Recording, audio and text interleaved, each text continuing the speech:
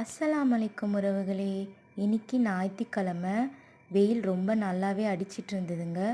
So துணியை washing மிஷினில் போட்டுடலான்னு எல்லாமே செட் பண்ணிட்டு இருந்தேங்க. இந்த கவரை பார்த்திங்கன்னா நான் மீஷோவில் தான் வாங்கியிருந்தேன். ரொம்பவே நல்லா இருந்தது. ஸோ இப்போ நான் மிஷினை ஓப்பன் பண்ணி ஒரு துணியாக நம்ம போட்டுக்கலாங்க. நான் வாஷிங் மிஷின் வாங்கி பார்த்திங்கன்னா 3 மாதம் தாங்க ஆகுது. LG product. ரொம்பவே நல்லா நமக்கு துவைச்சி கொடுத்துருது. சூப்பராக இருக்குங்க. ஸோ இப்போ துவைக்கிறதுக்கு நம்ம லிக்விட் போட்டுக்கலாங்க. அப்புறம் நமக்கு சைட்லேயே கம்ஃபர்ட் போடுறதுக்கும் கொடுத்துருப்பாங்க வாசனைகள் இருக்கிறதுக்காக. ஸோ அதுவும் நம்ம சைடில் கம்ஃபர்ட் ஊற்றிக்கலாம். எப்படியோ பார்த்திங்கன்னா ஒரு 45லேருந்து ஒரு 1 ஹவருக்குள்ளே நமக்கு சூப்பராக துவைச்சி கொடுத்துரும். இப்போ நம்ம மிஷினை வந்து பார்த்திங்கன்னா க்ளோஸ் பண்ணிக்கலாம். இப்போ டேப் ஓப்பன் பண்ணி ஸ்விட்ச் ஆன் பண்ணி விட்டுடலாங்க.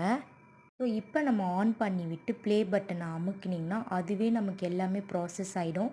இல்லை நம்ம செட் பண்ணுறதா இருந்தால் கூட நம்ம செட் பண்ணிக்கலாங்க. ஃபஸ்ட்டு ப்ராசஸ் பார்த்திங்கன்னா ஆன் பண்ணி விட்டதுமே அது ரின்ஸ் ஆகிக்கும். போட்ட துணிகள் எல்லாமே அதுவே ஒரு செட் பண்ணிட்டு தாங்க அப்புறம் நமக்கு அது வாஷ் பண்ணி கொடுக்கும்.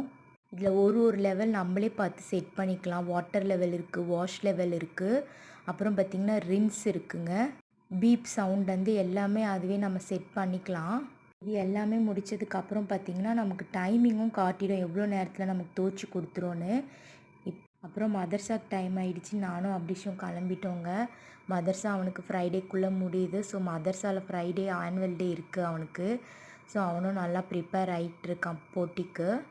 மதர்சா விட்டுட்டு நான் வீட்டுக்கு வந்துட்டேங்க. வந்து பார்த்தா அது மிஷின் ரொட்டேட் ஆகிட்டு இருந்தது. ஒரு வழியாக துவைச்சி கொடுத்துருச்சுங்க. துவைச்ச துணிகளை ஒன்று ஒன்றா எடுத்து நானும் கொடியில் காய போட்டு நல்லா வெயில் அடிக்குது பாருங்கள்.